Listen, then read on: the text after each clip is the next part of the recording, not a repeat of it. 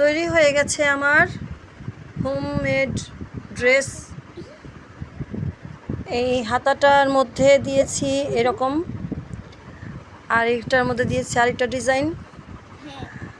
এটা হচ্ছে ওড়না।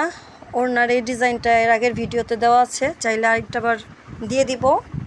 আর এই যে এটা হচ্ছে নিচের লেস, প্লাস লেসের উপর একটা পাইপিং, তা প্লাস ওই যে ওই রকম ডিজাইনটা, তারপর একটা পুঁথি অ্যাড করে দিয়েছি। কেমন হয়েছে ড্রেসটা? তাই, সবাইকে ধন্যবাদ। আসসালামু আলাইকুম। এইভাবে দেওয়ার পরে এগুলো দেখি উঁচা উঁচা হয়ে আছে, এইরকম বাঁকা তারা হইলে ভাল লাগে। এই জন্য আমি আবার একটা পুঁথি দিয়ে এরকম অ্যাটাচ করে দেব। এই যে আমার জিনিসপত্র,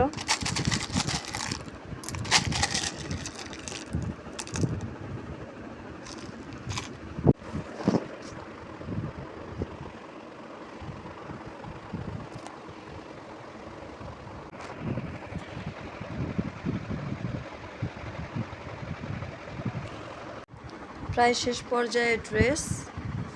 এখানে ফার্স্টে লেস, তারপর একটা পাইপিনের ভিতর দিয়ে আবার আমি একটা ডিজাইন দিয়েছি। তারপরে এখানে হচ্ছে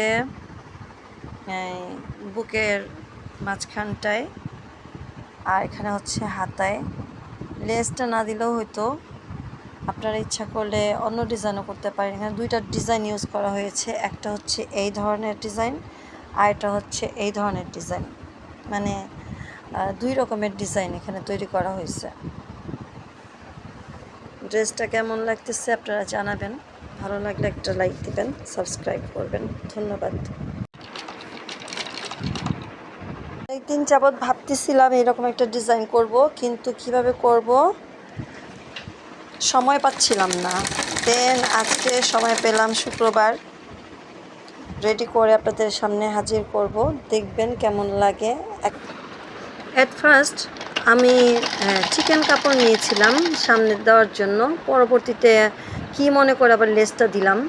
লেসটা যেহেতু হাতায় এবং নিচে দেওয়া আছে, তো আমি আবার এই লেসটাকে ডাবল পার্ট করে এইভাবে দেওয়ার চেষ্টা করলাম, যেন একটু ভরাট ভরাট মনে হয়। আর লেসের ভিতর দিয়ে ঢুকিয়ে আমি এই ডিজাইনটা ঢুকিয়ে সেলাই করে নিচ্ছি। আপনাদের কাছেও হয়তো নতুন নতুন আইডিয়া আসবে। আমার কাছে যদি আবার কোনো নতুন আইডিয়া চলে আসে, তাহলে আমি আপনাদের সাথে শেয়ার করব।